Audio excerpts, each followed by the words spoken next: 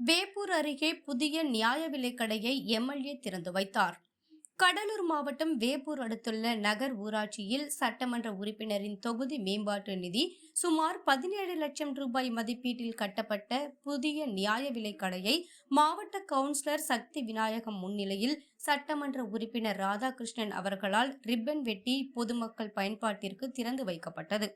இந்த திறப்பு விழாவில் ஊராட்சி மன்ற தலைவர் சங்கர், ஊராட்சி பிரதிநிதிகள் மற்றும் நியாய விலைக்கடை விற்பனையாளர் அசோக் உட்பட பலர் கலந்து கொண்டனர்.